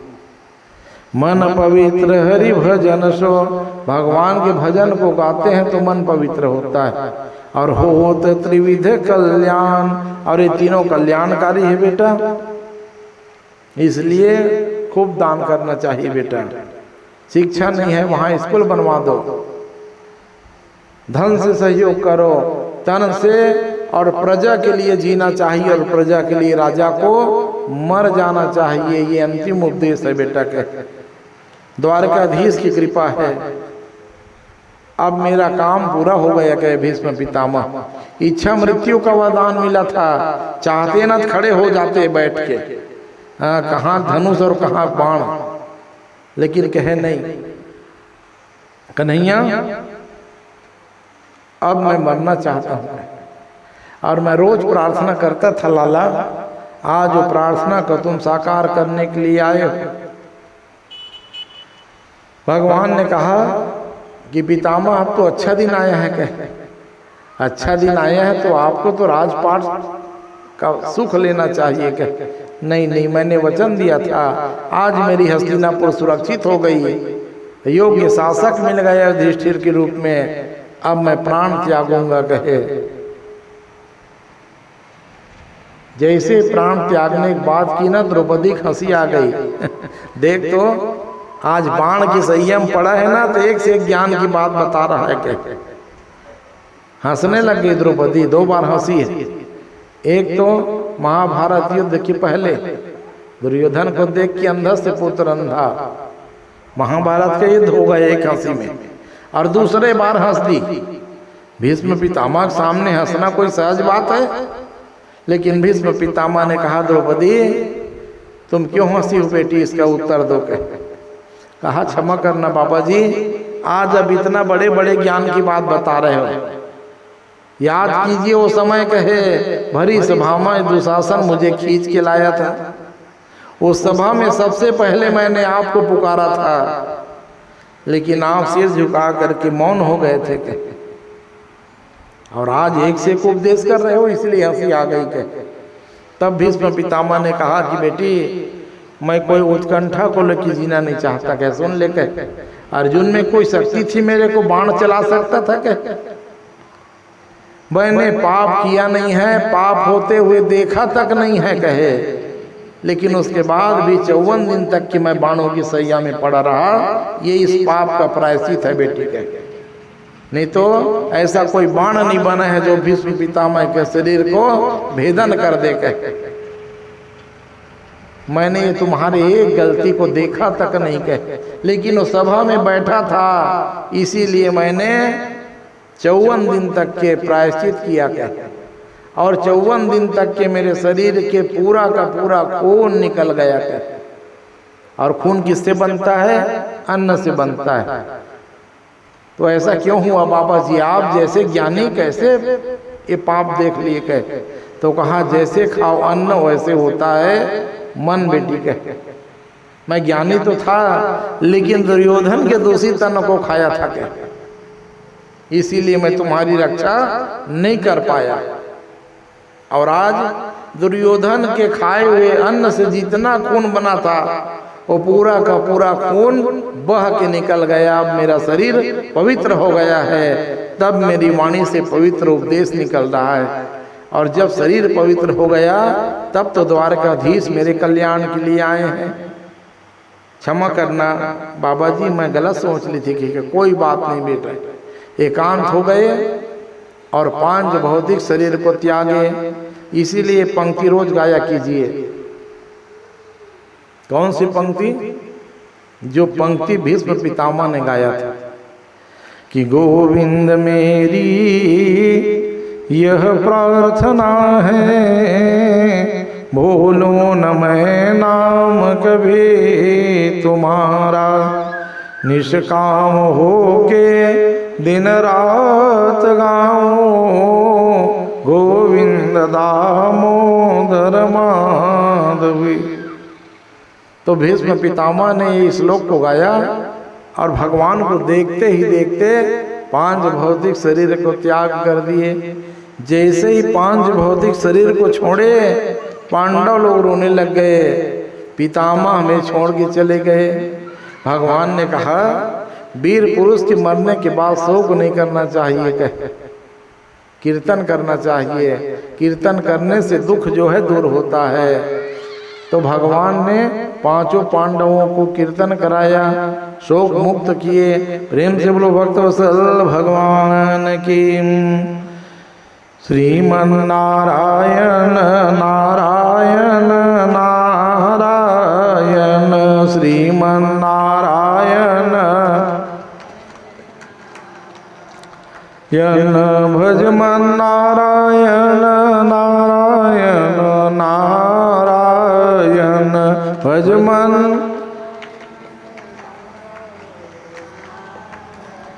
यन लक्ष्मी नारायण नारायण नारायण लक्ष्मी नारायण, श्रीमन नारायण नारायण नारायण, श्रीमन नारायण। प्रेम से बोलो भक्तवत्सल भगवान की। भीष्म पितामह का 5 भौतिक शरीर छूट गया। पूरे क्रियाकर्म को युधिष्ठिर ने अपने हाथ से किया सज्जन। भीष्म पितामह के सारे क्रिया को संपन्न किया। भगवान कन्हैया ने कहा कि महाभारत का युद्ध कराने के लिए आया था भैया, महाभारत का युद्ध पूरा हो गया, आप लोग राजा बन गए, अब मुझे द्वारिका जाने की अनुमति प्रदान कीजिए। तो भावभीनी विदाई दी गई भगवान कन्हैया को। भगवान द्वारिका में पधारे, माता पिता के चरणों में प्रणाम किया और भगवान ने पूछा द्वारिका वासियों को, भैया इतने दिन तक कि मैं नहीं था, कोई दुख थोड़ी था। कहे द्वारिका वासी कहे दुख इस बात का था कि आपका दर्शन नहीं मिलता था महाराज, और कोई बात की कमी नहीं थी। कहे हाँ। भगवान चले गए द्वारिका में। लेकिन जिस बालक के गर्भ में रक्षा किए थे वो बालक का जन्म हुआ हस्तिनापुर में। अब जब हस्तिनापुर में परीक्षित का जन्म हुआ तो खूब जन्मोत्सव मनाया गया। इकलौता बालक बचा है कौरव पांडव के वंश में। तो कुमकुम पत्रिका भगवान के पास भी पहुंची।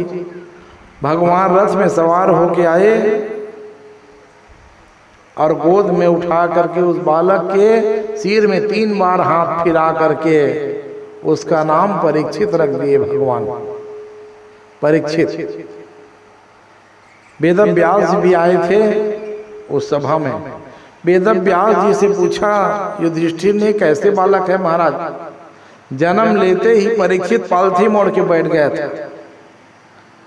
ध्यान देना, कोई लौकिक बालक जन्म लेके बैठता है, लेकिन नहीं, परीक्षित एकमात्र राजा है जो जन्म लेते ही पालथी मोड़ के बैठ गया था और इधर उधर देखता था और रोता था और कभी हंसता था। ये दृश्य को देख के युधिष्ठिर ने पूछा वेदव्यास जी से कि महाराज ये कैसे बालक है कि कभी हंसने लगता है कभी रोने लगता है? तब वेदव्यास जी ने बताया कि ये रोता इसलिए है कि कहाँ छिप गया भीड़ में वो कन्हैया जो कौमुदी गदा लेकर के 3 महीना मेरी रक्षा किया के। और हंसता इसलिए है कि आज नहीं कल, कल नहीं परसों, और परसों नहीं बरसों मैं तुम्हें ढूंढ लूंगा के। अच्छा, भगवान की गोद में गया और 3 बार हाथ फेरे भगवान। वैसे परीक्षित का एक नाम और था विष्णुरात, कि गर्भ में भगवान विष्णु जिसकी रक्षा किए उस बालक का नाम विष्णुरात, और परीक्षित नाम भगवान ने रख दिया। जा बेटा परीक्षित, परीक्ष लोकानिति स परीक्षित है, कि दुनिया में जो भगवान को देख के परीक्षण करता था उस बालक का नाम परीक्षित रखा गया। प्रेम से बोलो भक्तवत्सल भगवान की। परीक्षित का जन्म हुआ है और धीरे धीरे 5 वर्ष के मात्र हुए हैं परीक्षित। 5 साल के हैं परीक्षित। अर्जुन गया था द्वारिका भगवान से मिलने के लिए, आना जाना लगे रहता था, मामा फूफू भाई हैं।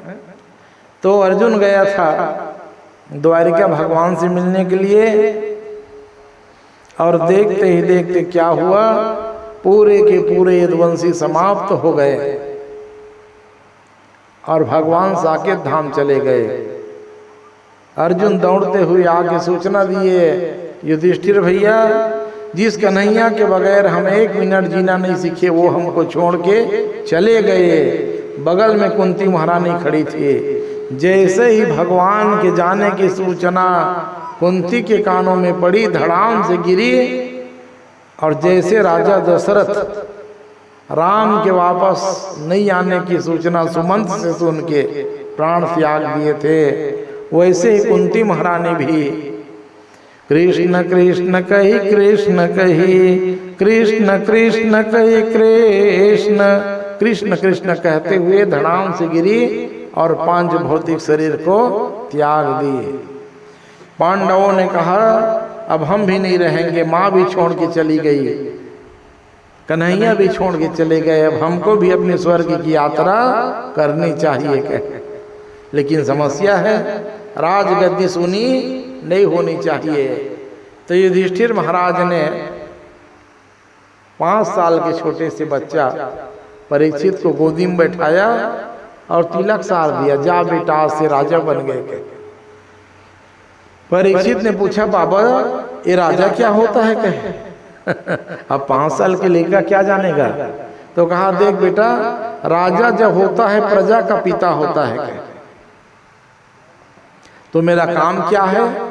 तो कहे मन से वचन से कर्म से इनकी सेवा करना। बेटा राजपाट का अनुभव नहीं है, कैसे चलाऊंगा? तो कहे ये हमारे कुल पुरोहित हैं, कहे ये हमारे मंत्री हैं, इन्हीं के हिसाब से बेटा तुम राज्य का संचालन करना, मेरा आशीर्वाद तुम्हारे साथ है। तिलक कर दिए। कहा कुछ उपदेश कर दो ना। तो कहा देख लो बेटा, 3 चीज जीवन में अपना के रख लेना बेटा। तुम्हारा जीवन महान बन जाएगा। युधिष्ठिर ने जो ज्ञान दिया परीक्षित को, वो हमारे जीवन के लिए प्रमाण पत्र बन गया। कौन सा ज्ञान? पहला कि बेटा अपने आंखों के सामने कभी पाप होते हुए नहीं देखना, कह नहीं देखूंगा बाबा जी कह। दूसरा, शत्रु भी यदि शरण में आ जाए तो उनको क्षमा कर देना चाहिए, ये धर्म कहता है। और तीसरा, तुम्हारे घर के डेहरी में कोई भी साधु संत महात्मा सगा सोदर आ जाए, उनका खूब सम्मान करना चाहिए बेटा कह। अच्छा खवाओ, अच्छा पिलाओ, अच्छा से सुलाओ। ये तीनों चीज यदि कोई भी व्यक्ति जीवन में उतार लेता है, वो कभी नष्ट नहीं हो सकता कह। अच्छा बाबा जी, ये तीनों चीज का ध्यान रखूंगा कह। हाँ, लेकिन नीच नवन के बड़ दुखदाई। हाँ, नीच व्यक्ति यदि झुक जाए ना तो तुम लोग खुश मत हो जाना। समय आने पे वो तुम्हारा नाश करने के लिए झुका है। एक सुंदर कथा आती है कि नीच नवन की बड़ दुखदाई, मानस में पढ़ते हो। तो एक गांव में बनिया था, सुन लो, नीच अपनी नीचता नहीं छोड़ सकता, चाहे भले वो मर जाए। तो एक बनिया की कथा आती है। एक बनिया था, गांव के लोगों से खूब धन इकट्ठा करता था। बनिया काम होता था, ब्याज बाढ़ी काम चलाता था और दिन दूना रात चौगुना वसूली करता था। खूब धन कमाया और एक दिन बीमार पड़ गया। बीमार पड़ गया तो 4 बेटा थे, चारों बेटा को बुला के कहे, बेटा जा तो पूरे गांव वाले को इकट्ठा कर बेटा, अंतिम समय है मेरा कह। चारों बेटा कहे, देख तो हमारे बाप आज सुधर गया कह, यही गांव वाले को रिबी रिबी के लिए मोहताज बना के घर लूट लिया, बारी लूट लिया, खेत लूट लिया, और आज आखिरी समय में चल ज्ञान खुल गया। चारों भाई दौड़ के सब गांव वाले बुलाए आंगन में, बीच खटिया में पड़ा हुआ है। वो नीच व्यक्ति बनिया कहता है, हे गांव वाले भाई, सुख दुख में तुम मेरे खूब साथ दिए कह, मेरे अपराध को तुम लोग क्षमा कर देना भैया, मैं मरने वाला हूँ। गांव वाले बेचारा भोले भाले रोने लग गए। नहीं नहीं, साहूकार बहुत बढ़िया रहे भैया, सुख दुख में हमारे साथ निभाए के। अब रोना गाना जब पूरा हो गया तो बनिया कहता है, मेरी अंतिम इच्छा को गांव वाले पूरा कर देना कह। बिल्कुल करेंगे महाराज, कैसे करना है? तो जब मैं मर जाऊंगा ना तो दुनिया में अर्थी लेके चलते हैं, नियम है भाई।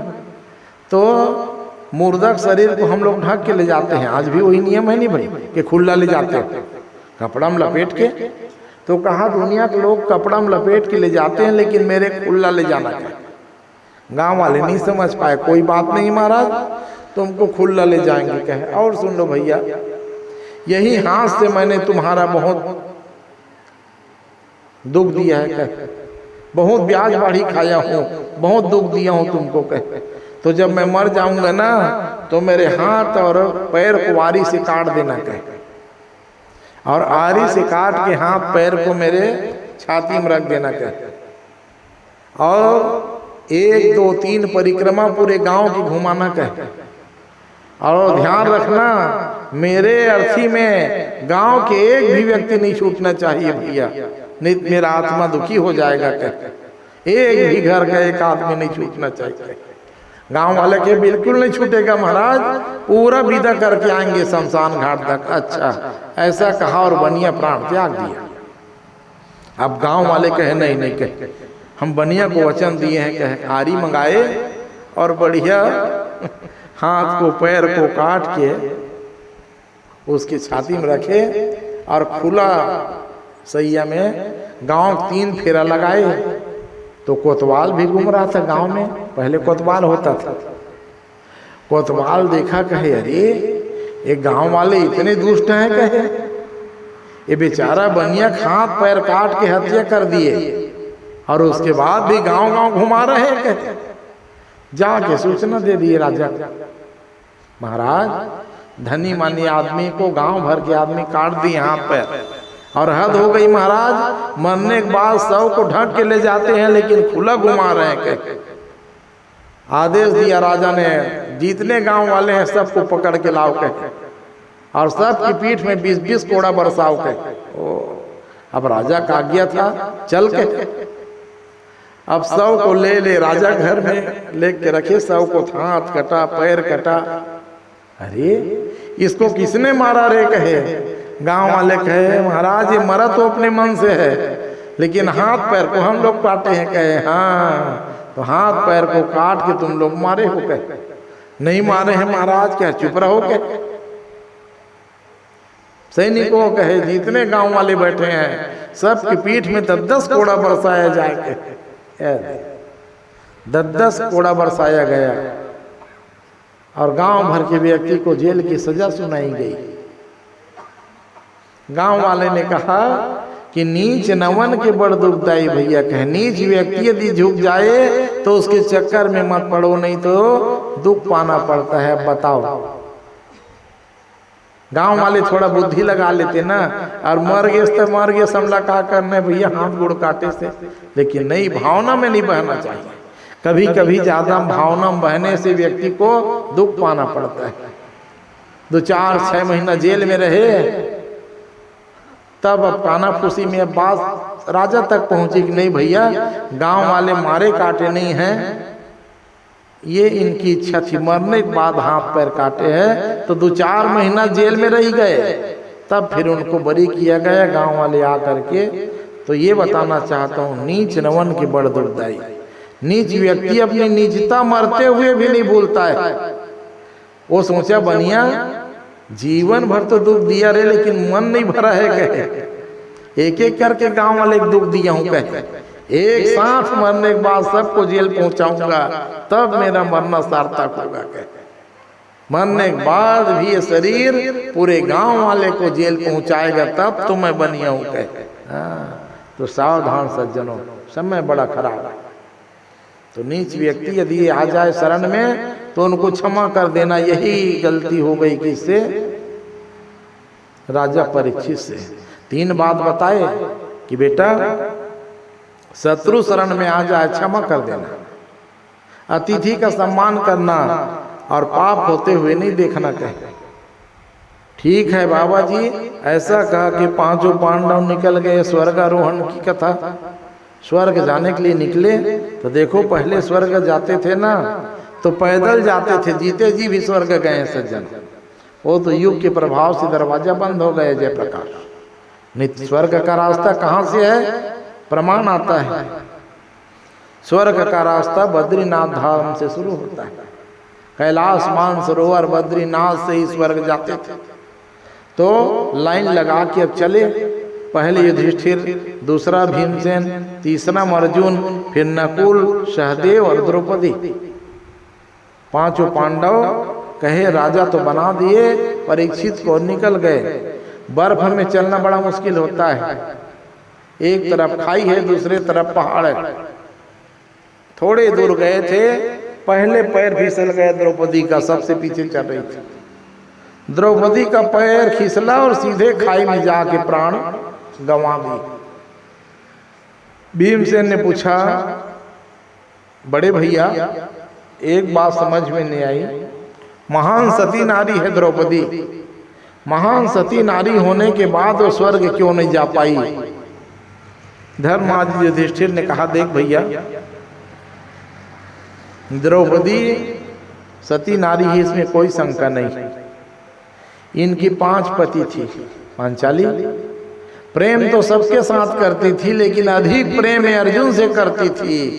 ये भेद बुद्धि के कारण ये प्राण गंवा दी। कहे 5 पति मिले थे, बराबर प्रेम करना चाहिए था। तो प्रेम तो हम सबके साथ करती थी, लेकिन ज्यादा प्रेम ये अर्जुन से करती थी। इसी भेद के कारण ये खाई में गिर के मर गई। कहे भेद बुद्धि करने वाला व्यक्ति स्वर्ग नहीं जा सकता, उसे मरना पड़ता है। अब जल्दी चलो, कहे पीछे मुड़ के नहीं देख रहे। थोड़े दूर गए थे, नकुल का पैर फिसल गया बर्फ में, घसीटते हुए जाके धड़ाम से गिरे, प्राण छूट गया नकुल का। फिर भीमसेन ने पूछा अच्छा नकुल की क्या गलती थी, ये भी बता दो भैया, ये भी मर गया। कहे तो देखो 5 भाई जो थे पांडव ना, उनमें सबसे सुंदर यदि कोई था तो नकुल था सज्जन। पांचों भाई में सबसे सुंदर, और सुंदरता एक धोखा है। सुंदरता का अभिमान व्यक्ति को गिराने वाला होता है। मैं खूब सुंदर हूं, इसका खूब अभिमान करता था, इसी कारण से स्वर्ग नहीं जा पाया। तो रूप के अभिमान के कारण नकुल भी गिर के मर गया। आगे चलो कहे, थोड़े दूर गए थे, सहदेव का पैर भी फिसल गए बर्फ में। अब बर्फ में चलना मतलब सहज थोड़ी। अब सहदेव भी जाके सीधे खाई में गिरा, प्राण छूट गया। फिर भीमसेन ने पूछा, अब इसकी क्या गलती है, ये भी बता दो कहे, ये क्यों नहीं जा पाया स्वर्ग। तो देखो पांचों भाई हम पांडव थे, उसमें सबसे ज्ञानी यदि कोई था तो वो था सहदेव। सब भाई में ज्यादा ज्ञानी था वो। ज्ञान हो जाना अच्छा बात है, लेकिन ज्ञान का इसको खूब अभिमान था, मैं ही ज्ञानी हूं कहे, और मैं जो होता है व्यक्ति को गिराने वाला होता है। इसी कारण से सहदेव ही मारा गया, ये स्वर्ग नहीं जा पाया गया। अब बच गए कौन? युधिष्ठिर, अर्जुन और भीमसेन। भीमसेन ने कहा भैया अब मैं कैसे मरूंगा ये भी बता दो। युधिष्ठिर ने कहा भी तुम्हारी बारी नहीं आई है कहे, चलो आगे चलते जाओ कहे, सबके उत्तर रास्ता मिल जाएगा कहे। थोड़ी दूर गए थे, अर्जुन का पैर फिसल गए। अर्जुन भी घसीटते हुए गया, बर्फ से सीधे खाई में गिर के प्राण त्याग दिया। भीमसेन चिल्लाया, बड़े भैया अब अर्जुन में भला क्या गलती थी ये बता दे, ये भी मर गया कहे। तो कहा देखो अर्जुन को अपने गांडीव का बड़ा अभिमान था कहे, तो अभिमानी व्यक्ति कभी सदैव स्वर्ग नहीं जा सकता, इसीलिए भी प्राण त्याग दिया कहे, मारा गया अर्जुन के। अब बच गए दो। भीमसेन हाथ जोड़ के कहे भैया अब मैं जान गया, अब मैं मरूंगा, वो आप नहीं मर सकते, क्योंकि आपके जीवन में कोई गलती तो है ही नहीं। अब मैं क्यों मरूंगा इसको बता देते कहे। तब मुस्कुराते हुए भीमसेन से कहे युधिष्ठिर ने कि देख मंजला भैया, तुम्हारे भी कोई दोस्त तो नहीं है, लेकिन व्यक्ति के पास जब बल आता है तो अभिमानी हो जाता है। तो तुम अपने बल का जीवन भरपूर अभिमान किए हो गए, तो यही बल के अभिमान के कारण मंजले भैया तुम मेरे साथ स्वर्ग नहीं जा सकते कहे, तुमको भी मरना पड़ेगा। इतना कह रहे थे, भीमसेन का पैर डगमगाने लगा और धड़ाम से गिरा और सीधे खाई में जाके प्राण गंवा दिया। अब विचार कीजिए, चार भाई एक पत्नी के मरने के बाद भी पीछे मुड़ के नहीं देखा वो धर्मराज। आज हमारे घर की एक बेटा हाथ पैर टूटता है तो हम सब काम छोड़ के भाग के आ जाते हैं। कहा जो मार्ग मैंने चुना है वो मेरे लिए सर्वश्रेष्ठ है कहे। जब सब मर गए तब पीछे मुड़ के देखिए, अब तो कोई बचा नहीं है कहे धर्मराज, अब तो अकेले चलना है स्वर्ग की यात्रा में कहे। पीछे मुड़ के देखे तो एक सुंदर कुत्ता जो है धीरे धीरे चलते हुए आ रहा था। अरे भीमसेन गया, नकुल सहदेव द्रौपदी, ये कुत्ता कैसे आ रहा है, लेकिन स्वर्ग में सबका अधिकार है। ऐसा थोड़ी है कि स्वर्ग अच्छे लोग, कुत्ता भी जा सकता है, बिल्ली भी, तो अकेले क्यों जाऊं कहे। आजा आजा कह के बुलाया उस कुत्ते को और अपने साथ में ले करके जब गया स्वर्ग के दरवाजा में, धर्मराज आरती की थाली लेकर के खड़ा हुआ है, स्वागत अभिनंदन हुआ है और ले जा करके अपने गद्दी में बैठाए धर्मराज युधिष्ठिर को। युधिष्ठिर ने धर्मराज से पूछा, एक शंका है मेरे को, बता देते क्या। कौन सी शंका है धर्मराज? ये कुत्ता ऐसा कौन सा पुण्यात्मा है, कौन सा पुण्य किया है कि सदैव स्वर्ग आया है कहे। ये चिंता मेरे मन में थी, ये जिज्ञासा को पूरी कर देते कहे। धर्मराज तुरंत हाथ जोड़ के कहा, युधिष्ठिर ये कोई साधारण कुत्ता नहीं है कहे, ये कुत्ता मैं ही हूँ कहे। हाँ मैं ही कुत्ता बना था कहे, आपकी धर्म की रक्षा के लिए, आपकी धर्म की परीक्षा के लिए मैं कुत्ता बन के आपकी परीक्षा ले रहा था। कि पत्नी के मरने के बाद, भाई के मरने के बाद तुम धर्म के मार्ग से लौट थोड़ जाओगे। आजकल हम रहते क्या करते, और छोड़ न भैया भाई मर गए, कह लौटो रे चारों भाई चलो छोड़ो स्वर्ग नहीं जाना है। लौट जाते कि नहीं लौट जाते। लेकिन धर्मराज तुमने धर्म की रक्षा की तो तुम तो सदैव स्वर्ग आए, लेकिन तुम्हारे साथ रहने के कारण तुम्हारे पूरा परिवार पहले से स्वर्ग आ चुका है। देखो वहां कुंती महारानी से, द्रौपदी से और पांचों भाई का वहां स्वर्ग में मिलन हुआ है। लेकिन सदैव स्वर्ग जाने का अधिकार युधिष्ठिर को मिला, लेकिन उसके बाद भी 2 घड़ी के लिए नरक जाना पड़ा। ध्यान देना सज्जन, 2 घड़ी 48 मिनट के लिए युधिष्ठिर जी को भी नरक देखना पड़ा। तुरंत सुखदेव जी ये प्रश्न पूछ दिए, ऐसा कैसे हो गया कि धर्मराज जिसका नाम है युधिष्ठिर, उनको भी नरक जाना क्यों पड़ा? तो इसका कारण ये था कि लोक की लज्जा के लिए मृत्यु लोक में आया है, और जो भी जी मृत्यु लोक में आया है तो अपराधी तो हो ही जाता है, जाने में अनजाने में। तो ये मृत्यु लोक के खातिर, अपने गलती के लिए वो नहीं देखा है नरक को, लेकिन मृत्यु लोक की महिमा को रखने के लिए 2 घड़ी का नरक का दर्शन करना पड़ा। पांचों पांडवों के साथ मुलाकात हुआ। प्रेम से बोलो भक्तवत्सल भगवान के। पांडव लोग तो स्वर्ग चले गए। अब आइए परीक्षित के राजपाट की व्याख्या सुने। दुनिया में अनेकों राजा की कथा आती है, लेकिन परीक्षित ऐसे राजा हुआ। दुनिया के राजा 10% दान करते थे, लेकिन परीक्षित ऐसे राजा जिनके यहाँ कभी चोरी नहीं होती थी, डाका नहीं डलता था, हिंसा नहीं होती थी, मार काट नहीं होती थी, अनाचार अत्याचार बलात्कार नहीं होता था। क्या कारण था? क्योंकि सारे उपद्रव का जड़ दुनिया में गरीबी होती है सज्जनों, और वहाँ कोई गरीब होता ही नहीं था। सोना चांदी हीरा मोती जो है हर गांव के चौराहा में ला के रथ में पटक देते थे, और कोतवाल हल्ला करता था, जिसको सोना चांदी रुपया पैसा चाहिए भैया ले जाओ के। तो गाड़ी गाड़ी सोना चांदी चौराहा में पड़े रहता था। तो कौन चोरी करेगा दूसरे घर जाकर? खाने पीने की कोई कमी नहीं थी। अब ऐसे जब धर्म बढ़ा तो राम के समय में, कृष्ण के समय में भी ये जो काम नहीं होता था वो परीक्षित के समय में हुआ। कौन सा काम?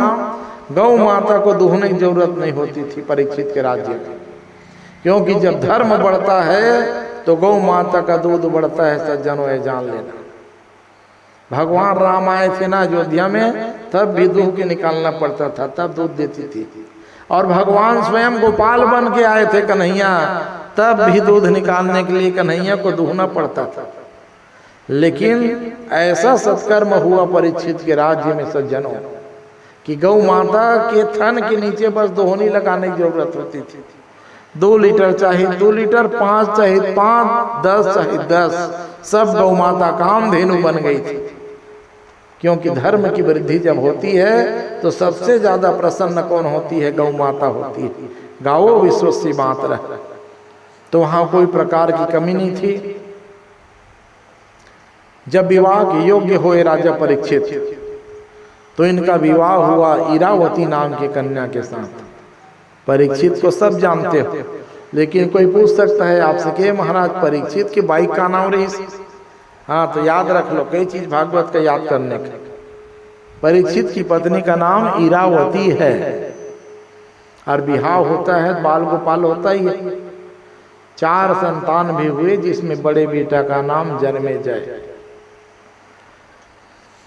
तो धीरे धीरे परीक्षित ने दुनिया को बताया कि बेटा का लालन पालन कैसे करना चाहिए। लालित 5 वर्षाणि 10 वर्षाणि ताड़ेत। आपके घर में बेटा बेटी है ना, तो आप जो है सुंदर संस्कार दीजिए। कहाँ से शुरू कीजिए? 0 से लेकर के 5 साल तक की बेटा बेटी को मारना अपराध है, और यही अपराध हम रोज घर में करते हैं। दाई माइयों ज्यादा 2-4 धक्का नाम ना लेकर घरों दे देते। सही है गलत है? हाँ, तो ये अपराध है सज्जन। लालित पंचवर्षानी, शून्य से लेके 5 साल तक के बच्चे को मारना डांटना अपराध कहा गया है। और जब वो 5 साल पूरा कर ले, 6वें साल में प्रवेश करे, तो 2 नहीं 4 चांटा मार दीजिए। कहाँ से शुरू होता है 6वां साल? आजकल तो 3 साल में लेकर स्कूल, लेकिन पहली कक्षा में 6 साल में ही भर्ती होनी चाहिए। शारीरिक रूप से मानसिक रूप से व्यक्ति 6 साल में परिपक्व होता था, तो पहले 6 साल में भर्ती। और उसका प्रमाण पत्र क्या था? हमारे पूर्वज कितने ज्ञानी थे, हाथ को पकड़ा कान छुआते थे। हाँ, आज भी देख लो, 4 साल 5 साल के लिए कान नहीं छुआवे, और 6 साल के लड़का के टपाक से छुआ जाते। भर्ती के लिए जाते थे स्कूल में, मास्टर ऐसे चल तो रे, कान लग छुप देखा। तो इसका कारण था कि मानसिक रूप से शारीरिक रूप से बालक पढ़ने के लिए तैयार हो जाता था, तब कक्षा पहली में भर्ती होती थी। अब तो दाई दादा छुट्टी चाहिए, छोड़ना बहुत हल्ला गुल्ला करते, भेज नर्सरी में कहे। 3 साल से बेचारा बस्तर के बोझ लादे लादे हो बचपना समाप्त हो जाती है। तो घर में खेलने नहीं दोगे, कूदने नहीं दोगे, तो हाथ में मोबाइल धरा देते हो। मोबाइल को देख के गांव पारा बस्ती से उसको मतलब ही नहीं, तो बताओ कहाँ से संस्कार पाएगा? तो सुंदर संस्कार दिए, पढ़ा लिखा के योग्य बनाए, या बेटा बराबर के हो गए थे। ये घटना जो कथा आई है भागवत के 50 साल हो गए था परीक्षित। बताओ ऐसे कौन आदमी हो गांव में कि 50 साल की उम्र तक के खजाना को खोलने की जरूरत नहीं पड़ी होगी? बताओ, बड़े बड़े धनी मानी को भी तिजोरी खोलना पड़ता है, लेकिन परीक्षित के राज्य में ऐसा धन संपदा, 50 साल हो गए थे राजा बने, लेकिन अभी तक राज को उसको खोलने की जरूरत नहीं पड़ी थी। जो पांडव लोग रख के गए थे वो रखा था, खोलने की जरूरत नहीं पड़ी थी। आज जिज्ञासा हुई, आधा उम्र निकल गया है भैया के, चल तो जाके देखूं मेरे बाबा पांडव लोग कितना धन संपत्ति जमा करे रखे हैं। राजकोष की चाबी से ताला खुलवाया गया, और जैसे ही प्रवेश किया वो सोने चांदी हीरा मोती से भरा पड़ा हुआ था। वो कहे पूर्वजों का आशीर्वाद है, एक आध चीज को भोग करूंगा नहीं तो मुझे नरक जाना पड़ेगा। हाँ, इसीलिए कहा गया है पिता की संपत्ति के लिए लड़ना भी चाहिए सज्जन। ले ना बड़े भाई सबेल दे दो, ये पाप है। अपने अधिकार के लिए लड़ना चाहिए। महाभारत का युद्ध इसके प्रत्यक्ष प्रमाण। चाहते थे तो 5 गांव मांगने की बात आई थी, भगवान कृष्ण ने कहा था, भगवान कह देते छोड़ दो भैया कहे, 5 की जगह मैं द्वारका में 50 गांव दे सकते थे भगवान, कि नहीं दे सकते थे पांडव को? उतने बड़े द्वारिका के राजा थे, 5 पांडव को अपने द्वारिका में बसा सकते थे, चला भाई कह के।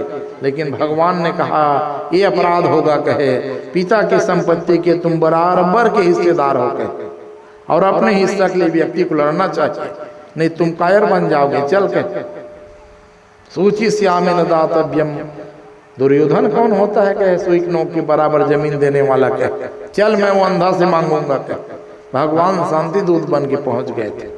हाँ, तो पिता की संपत्ति के लिए, बाबा की संपत्ति के लिए लड़ना भी चाहिए, और डट के मुकाबला भी करना चाहिए, क्योंकि वो प्रसाद होता है। युधिष्ठिर महाराज को जरूरत थोड़ी थी, लेकिन जाके कहे बाबा की संपत्ति का गलती ये हो गई। एक बड़े भारी मुकुट को देखे, सोने का मुकुट था, चमक रहा था, कहे ये मेरे बाबा भीमसेन का होगा। कहे बड़े भारी शरीर, आज इसको मैं पहन लेता हूँ। कहे बिना सोचे बेचारे और मुकुट को सिर में धारण किए। ये मुकुट जो था भीमसेन का न होके मगध सम्राट जरासंध का था। भीमसेन मार के लाए थे जरासंध को, तो मुकुट को वहीं डाल दिए थे। वाह, तो देखो यहीं से युग का प्रभाव। हाँ, बुद्धि में विकृति यहीं से शुरू हो गई थी। वो तो रास्ता में भले घटना हुई। सोने के मुकुट को पहने राजा परीक्षित, अब 50 साल हो गया है, राजपाट तो बेटा लोग संभालते हैं, मैं जंगल में जाऊंगा। कहे वाह, जंगल शिकार करने के नहीं लिए गए, सुन लीजिए कई कथावाचक कह देते हैं शिकार करने के लिए गए थे। नहीं नहीं नहीं, परीक्षित जैसे राजा किसी को मारना काटना, वो परीक्षण करने के लिए गए थे कि मैदानी इलाका तो सुरक्षित है, कोल भील आदिवासी जंगल में रहने वाले संत महात्मा सुरक्षित है कि नहीं है क्या। जैसे ही रथ में प्रवेश किए, क्या देखते हैं कि एक गौ माता और बैल खड़े हुआ है। बैल के 3 पैर कट चुका है, गौ माता के सामने बैल रो रहा है और गौ माता रो रही है। ये दृश्य को देख करके राजा घोड़े से उतरा और झाड़ी में छिप के सुनने लग गया। गौ माता और धर्म रूपी बैल का संवाद चल रहा था। धर्म और पृथ्वी का संवाद है। पृथ्वी ही गौ माता है और बैल ही धर्म है। सज्जनों, दोनों की चर्चा हो रही है। पृथ्वी माता कहती है कि हे धर्मराज, एक एक युग में एक एक पैर आपके कटते गए, अब क्या होगा, आने वाला समय कलयुग का है, चौथा भी कट जाएगा, तुम कैसे जियोगे। धर्मराज पृथ्वी से कहता है, अरे पृथ्वी मेरी छोड़, अपना तो सोच कहे, सतयुग द्वापर त्रेता में कितना सत्कर्म होता था, अब कलयुग में कोई सत्कर्म नहीं करेगा, तब तुम कहाँ रहोगी। एक दूसरे के दुख सुख बांट के रो रहे थे। तब धर्मराज कहता है, सावधान, अब वो समय आने वाला है, कलयुग आएगा और मेरे एक पैर को काट देगा। कोई एकाक राजा आकर के मेरे पैर को बचा लेता। उसी समय झाड़ी से निकल के खड़े हो गए परीक्षित, महाराज कहाँ से कलयुग आएगा, मैं तुम्हारी रक्षा करूंगा। ये राजा होना चाहिए। एक चक्रवर्ती सम्राट धर्म की रक्षा के लिए तलवार उठाया है। मैं हूं महाराज, कहे कहाँ से कलयुग आएगा, लेकिन कलयुग को तो आना था। काला कलूठा नग्न तलवार लेकर के जब कली ने प्रवेश किया और सामने खड़े हुए राजा परीक्षित को देखा, घबरा गया। यदि उसी समय परीक्षित में और कलयुग में लड़ाई हो जाती ना, तो दुनिया से एक युग समाप्त हो जाता, 3 ही बच जाता। हाँ, कलयुग मारा जाता, उतनी शक्ति थी। लेकिन मैं बताया ना कि नीच नवन के बड़ दुखदाई। देखा दूर से, कहा कलयुग नहीं बचूंगा दादा, कहे इसके साथ लड़ूंगा तो कहे। तुरंत तलवार को छोड़ा और आके चरणों को छू दिया।